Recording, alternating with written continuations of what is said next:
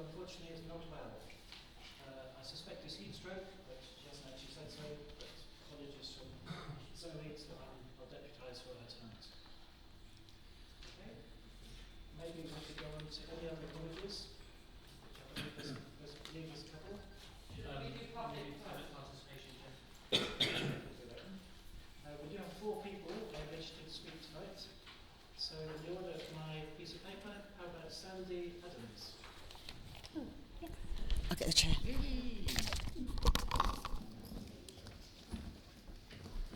I'm going to have to sit down so my prints broke down, so I'm reading it on my laptop. Thank you.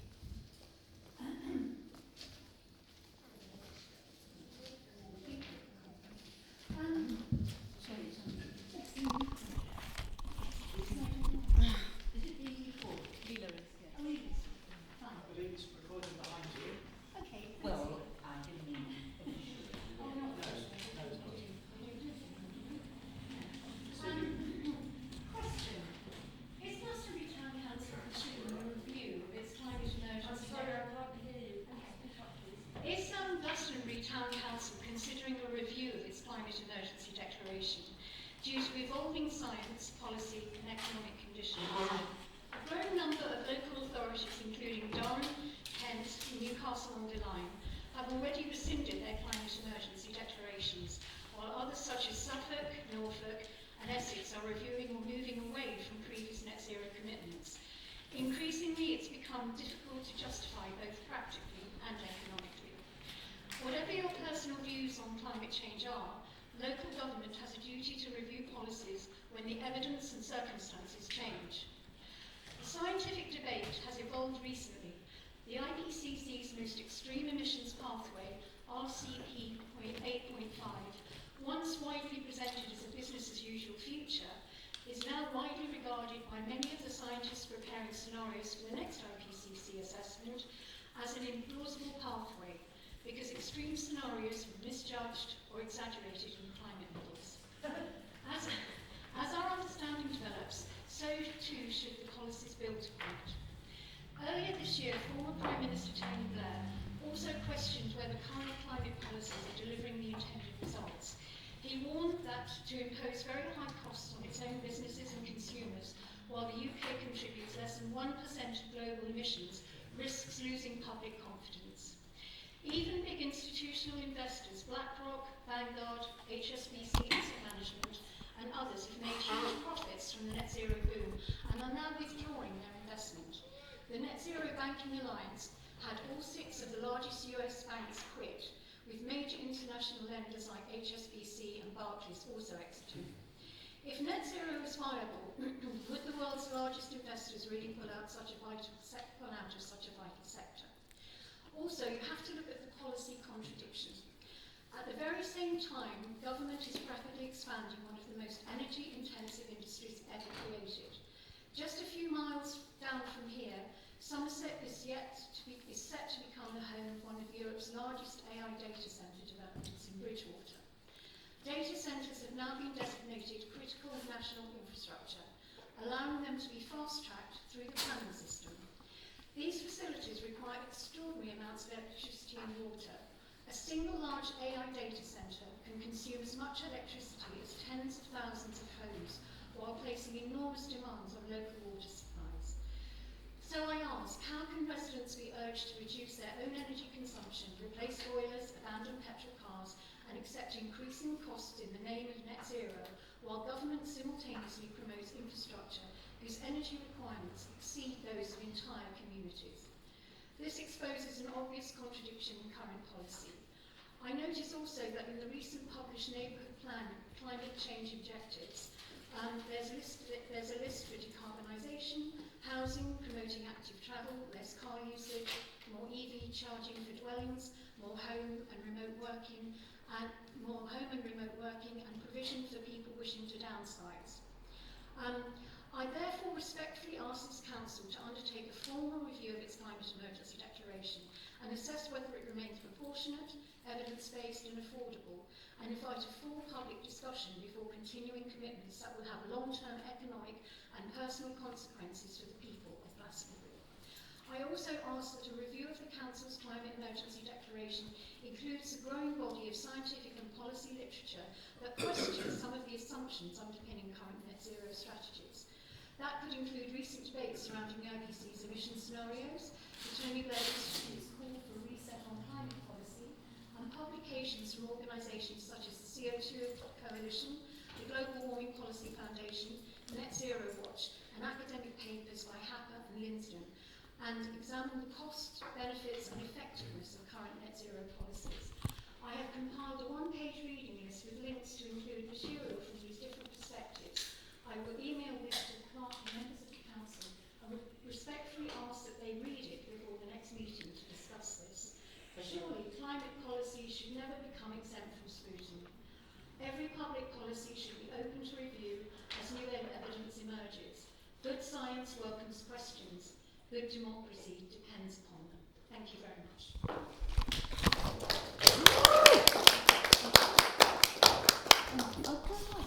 Why don't we call the public speakers? I'll respond later, but now. I just want to thank Sandi for that. Yes, and we'll get back to you in due course.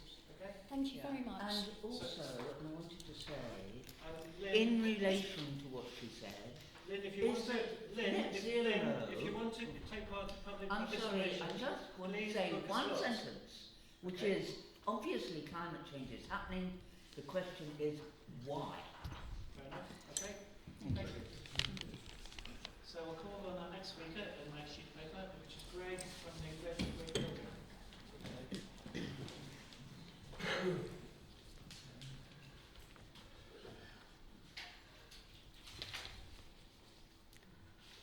My name is Greg Wilson. I'm the new chairman of the Red Brick Building.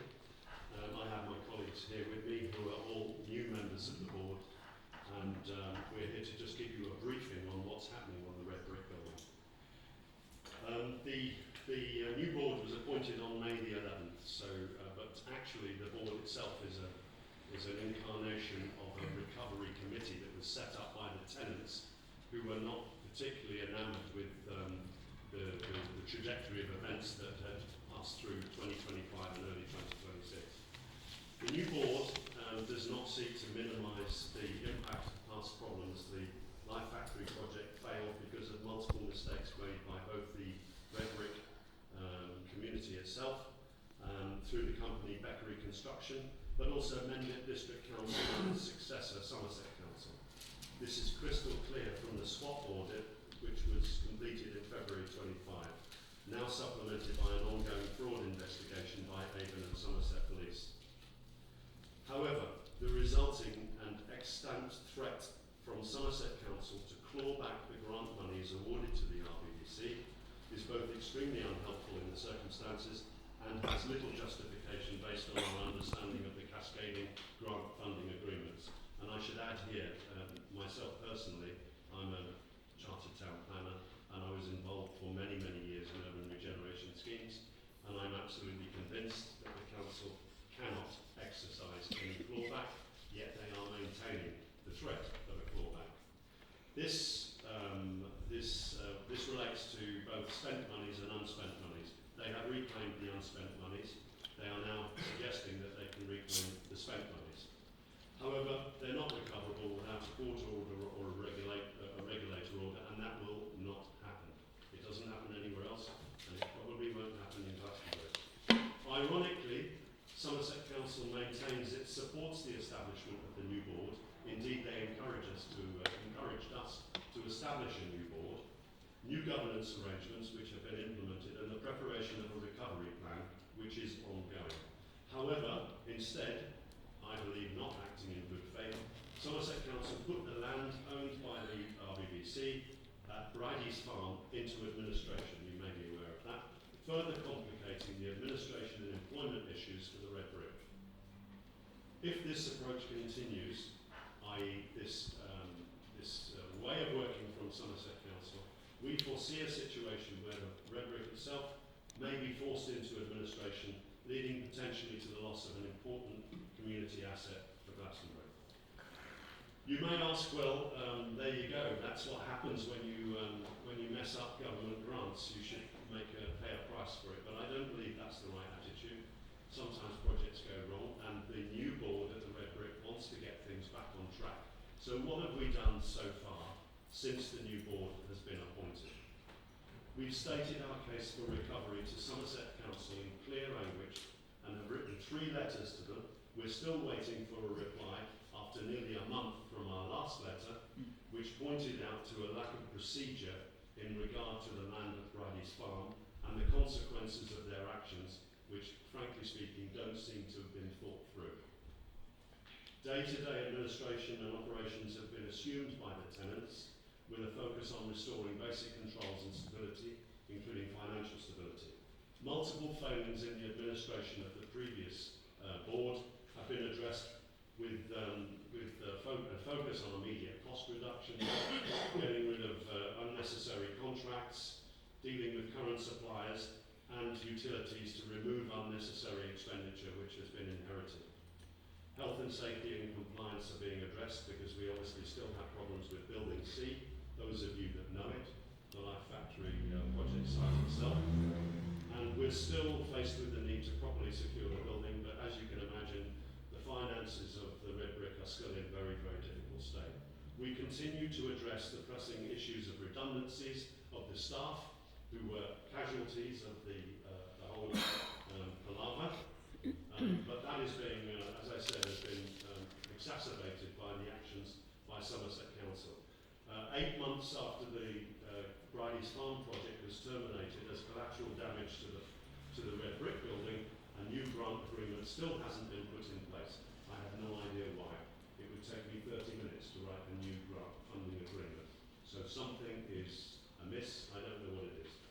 I want to summarise. We don't have much time. You probably did notice actually that the board, with supporters in the community and tenants and local people, removed the fly tipping that was causing an absolute blight on the A39. That was a fantastic effort by all the community, and I'd like to say here, we appreciate it greatly.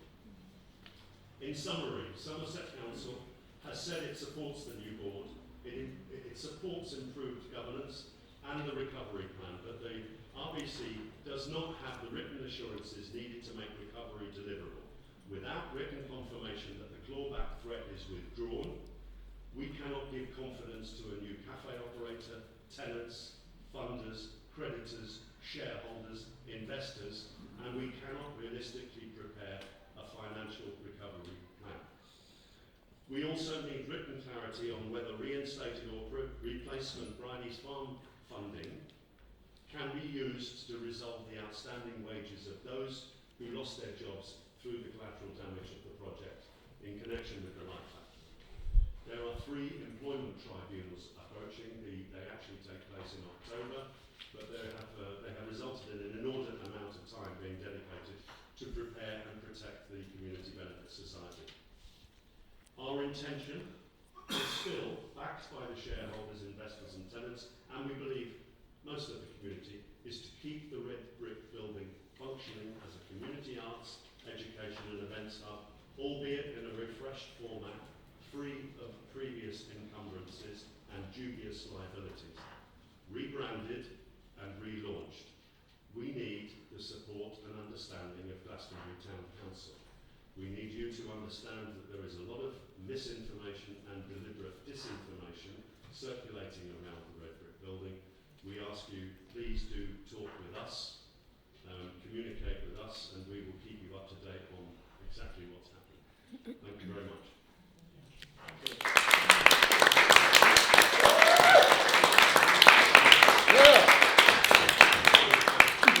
Just one thing, there's a summary of what I've just said with the club, and if you want to take a piece of paper away with you, will. Thank you very much, Greg. Your worship, or was it your deputy worship? Your worship, I'm not too sure. Just very quickly, actually. Yeah, absolutely. I just wanted to let colleagues know that it is the Somerset Council board tomorrow, and what I will undertake to do is I will try to get a sidebar with the Chief Executive, Duncan Sharkey, and seek to ask him whether he can provide responses to the questions in time for your EGM on Thursday. Thank you very much.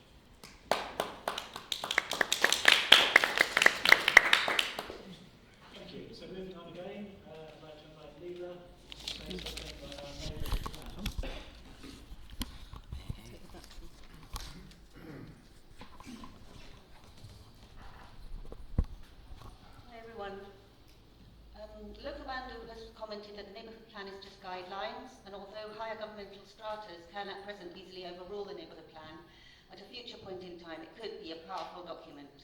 And as it stands until 2040, it is hard to foresee how things might change. What is clear when reading the document is that there are many complexities involved with comprehending the neighbourhood plan and all its ramifications, and this leads us to the point. More time is needed for any meaningful consultation to occur. A major structural reset of the country's planning system is due to be announced this summer by Matthew Pennycock, Housing and Planning Minister. Our council is aware that the local Somerset plan is also out for consultation, running from the 19th of June to the 24th of July. This could completely change the parameters and influence which our neighbourhood plan might exercise on local development. The people of Glastonbury should not be asked to comment on the neighbourhood plan before the impact of these two important developments is clear. What input do you, councillors, intend to contribute to the neighbourhood, to the Somerset plan, and where is there any mention of this on your website? Could communications be improved to keep people of the town abreast with planning developments? The postal delivery of neighbourhood plan leaflets has failed in many households, and as a result, many members of the community are not even aware of it. The short window allowed for the local input allows fortunate people who are actually aware of this less than 4 weeks to comprehend, reflect and give meaningful feedback on the fairly technical 90-page document. MPPF paragraph 16C requires that plans be shaped by early and proportionate and effective engagement between plan makers and communities. Paragraph 32 requires that up-to-date evidence which is adequate and proportionate is employed. Is the mic still working? You've muted it, Lela. If you just press the big button on, there you go. Working? Yeah, that's working now. And MPPF paragraph 16C requires that plans be shaped early and proportionate and effective engagement between plan makers and communities. Paragraph 32 requires that up-to-date evidence which is adequate and proportionate is employed. Engagement has not been early or proportionate or effective. The community's role in the actual drafting of policies has been minimal. Following the appointment of external consultants, the policy writing process was not interactive with the community. Residents have not been shown emergency policy options, invited to test drafts or given opportunities to shape wording of policies before presented with a finalised consultant-authored document. Paragraph 16C is clear that engagement must shape the plan, not merely validate it at the end. The consultation runs from the 22nd of June to the 5th of August 26, coinciding with the school holidays and a major sporting event. While Regulation 14 time window is technically met, you are expected to be inclusive and open in your engagement and enable the widest possible participation. Timing a once-in-a-generation consultation for a period of the lowest community availability is inconsistent with that expectation. Paragraph 32, policies to be underpinned by relevant up-to-date evidence. The neighbourhood plan rests principally on community input gathered in 2016, which significant changes to the town economy and demographics have occurred since then. Issues of local importance that you are expected to address include clear recorded outcomes from a well-attended People's Assembly in 2023, including food security, access to land for small-scale agriculture and community-run land project support, and support for community-led housing models. None of this is reflected in the new neighbourhood plan. The consultation statement is not in line with Regulation 15.2 because main issues and concerns are not considered or addressed. The main issues and concerns of the locals. People of Glastonbury Group have communicated with people who claim to represent Glastonbury Town Council on the 3rd of July, requesting a public meeting. However, to date, no response is forthcoming. Those who claim to represent Glastonbury Town Council have subsequently organised a drop-in event on the 21st of July. Does this late in the day, scarcely advertised council-organised event offer the chance to speak with the steering committee as a panel of representatives and the possibility to ask them relevant questions? Or is the plan to divide people who seek to participate in the formation of the neighbourhood plan into small groups, hindering transparent intercommunication and logical cognition? There is time to aggregate all public comments and suggest changes before the review and the relevant inspections, and then to go for a referendum in a timely fashion to coincide with elections in May. So could those who claim to represent Glastonbury Town Council kindly explain why the mad rush? Thank you. Thank you.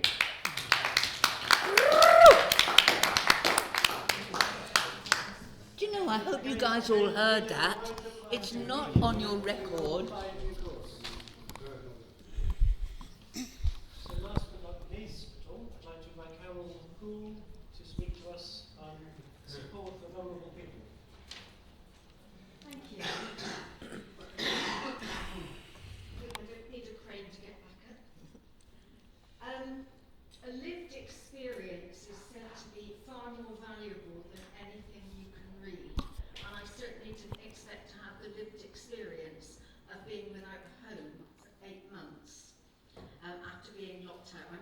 into the details, but what I've learned from it is the situation for people facing that and being without a home. I've been living in the travel lodge for about 6 months, and there have been many times that I've gone to bed at night and hoped I wouldn't wake up in the morning. And I've got to be very, very grateful to Judy, who's been absolutely phenomenal in helping me. And over the last few weeks with Local Boundary, with helping me retrieve some of my belongings. But what it's shown me is what I've spoken to you often about in the past, is the need for a neighbourhood network, so that we have a way of looking out for one another and helping to resolve issues and problems. And if there are emergencies going on, then somebody in that local community will know who's got first aid skills. If there are ambulances delayed, they will know who can look after a dog if someone's got to go into hospital, this sort of thing. And they can coordinate between themselves. Being in the travel lodge, the staff there are absolutely phenomenal. I cannot fault them.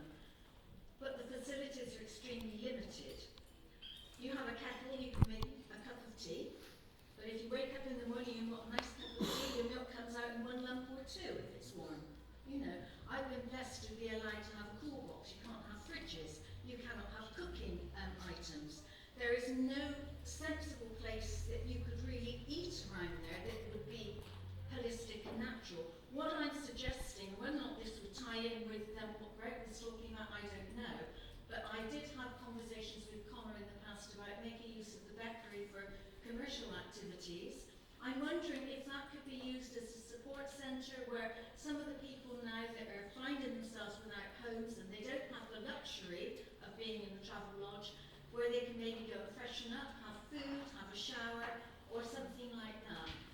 It could potentially be run in conjunction with the Pilgrim Reception Centre, because not all pilgrims are the ones that just turn up here. Some of them have been here a long time. It could be run in association with somebody like Carol Plenty, for example, from the YMCA. So it's something that I think would be really, really worth thinking about. I've got several other ideas, but we know that there are changes in government, and whether or not Andy Burnham gets his way with the politics, he has talked about bringing more money into local situations, which would be incredibly helpful. And what I would like to see, I mean, we get so much in the newspapers these days about racism and racist and so on. Why don't we create Glastonbury as an embracist community? Yay! Embrace what is good amongst the people. You know, we resolve the issues before they escalate. You know, and I mean, I just feel that maybe in some way what I've gone through in the last 8 months, which has been absolute hell, and I cannot even begin to tell you the trauma, that something positive can come out of it. It's nearly killed me. I'm actually putting my affairs in order, seriously. And I don't even know how much longer I can tolerate what's going on, or where I'm going to be. But that is my suggestion, that we create Glastonbury as an embracist community, and we sort things out at the root before they escalate. Thank you very much. And I'm just going to finish up with, because it's about vulnerable people, I've known children coming in with their families and they're absolutely distraught because for some reason or other the entire family has been made homeless. I know one lady who's in her late 70s, she's a little bit older than me, I'm actually not far from catching her up, but she has to look, she lives in her car, she's 78, she lives in her car, and she puts herself in every 3 weeks or so just for a little bit of luxury. This is not how we should treat our elders.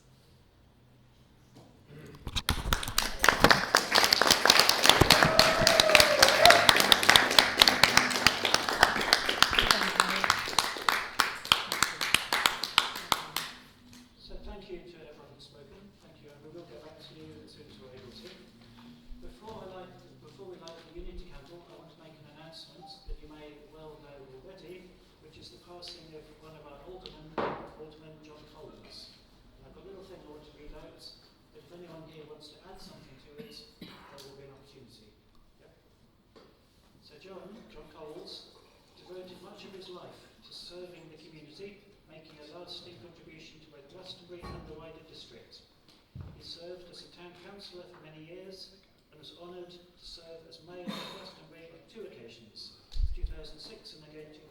Camden, as well as serving as a district councillor in Mending. Alongside his work in local government, John served the town as an on-call firefighter, demonstrating his commitment to helping others in every aspect of community life. John earned widespread respect for his courteous manner, his willingness to listen, and his ability to work collaboratively with others.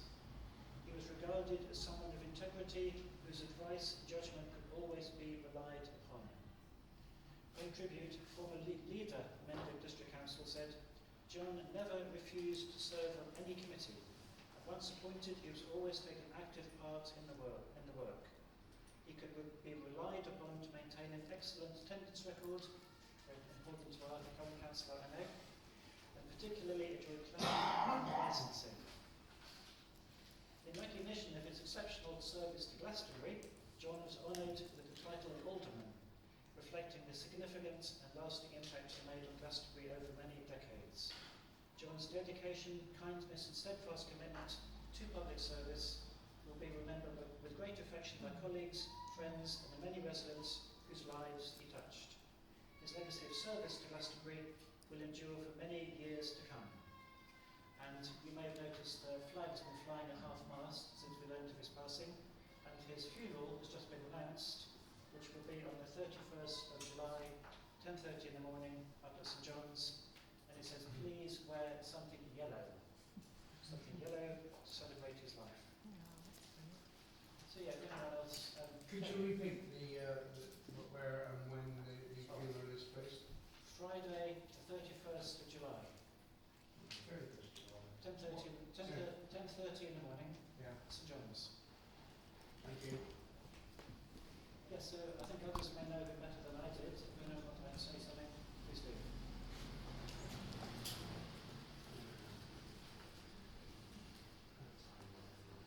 Your words, only to echo what you said, John really did dedicate his life to Glastonbury, and very sorry to hear of his passing.